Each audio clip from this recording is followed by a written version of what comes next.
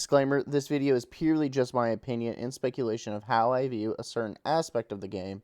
Any disagreement should be respectful and truthful with the intent to keep things civil. Thank you. The Dead by Daylight gen rushing problem is slowly growing stronger with the killer gen regression perks being nerfed and more gen rushing perks being added into the game.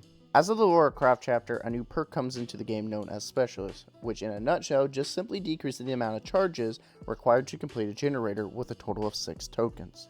Take a shot every time I say generator. While by itself isn't that much, with the generator requiring 90 charges with each charge equating to 1 second, Specialist will only take off a total of 6 seconds. This in and of itself isn't the problem, but the potential it allows for other gen rushing perks to come into play. With Sable perks, Invocation Weaves, this takes off a total of 10 charges across all generators, at the cost of being broken for the rest of the game, which in total takes off 50 seconds from the 7.5 minutes to complete all generators, down to 6 minutes and 40 seconds. Now, if we add brand new parts into the mix on top of any other gen progression buff, we get the problem of generators being finished quicker than killers can keep up. I even made an entire build around the ability to complete generators faster than the killer is able to defend against. Having Invocation Weave, Prove Thyself, Resilience, and Specialist with an engineered toolbox having a brand new part and extra charges add-ons. While you do have to get Invocation Weave and Specialist done and have another survivor with you for Prove Thyself, this is just one amongst many other build ideas that Specialists can make better or synergize with, adding to the already growing problem of gen rushing. You can always have Potential Energy, Stakeout, Hyperfocus, you name it. All these perks go well with Specialists, but that's not the problem entirely. While there are some perks and killers that can add some slowdown, it still doesn't deter from the fact that generators feel like they are being completed as fast as they were when brand new parts were implemented back in the old days, and would complete instantly upon use. Not saying that they are the same way, but they kind of feel like it. Regardless of skills and the amount of hours you have in the game, both sides suffer in one way or another. Survivors may see themselves getting tunneled out more or being slugged, which isn't fun, while killers, regardless of mobility, suffer the risk of losing generators and pressure by wasting too much time looking or chasing those survivors for long periods of time. And yes, the problem can't be entirely solved or avoided. It doesn't mean, however, the issue should be ignored. Even if you don't experience it in every lobby you load into, you will at least come across it in one of your games throughout your play session.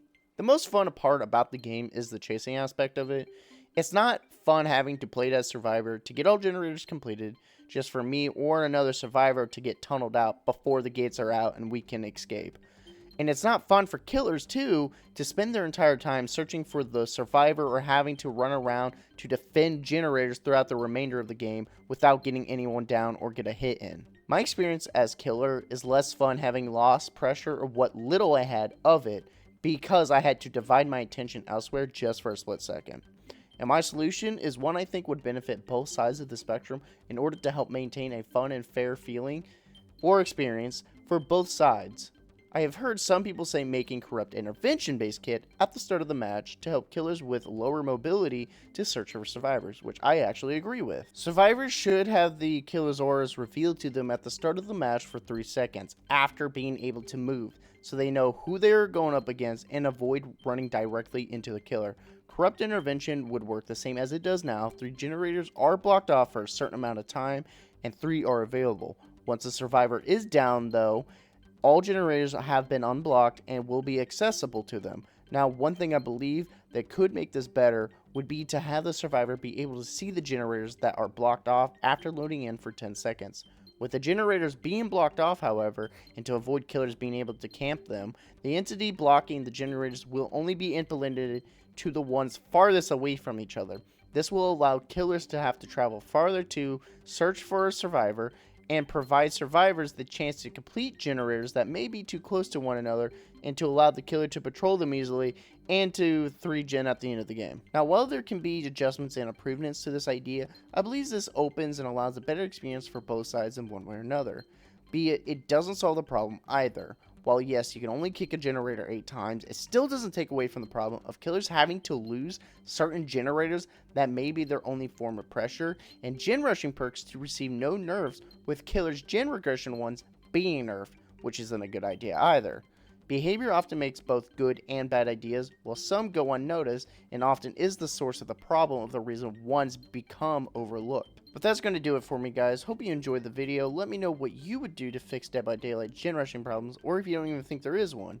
Thanks for watching, and if this kind of video is well received, I will touch more on other problems that might be overlooked or not talked about.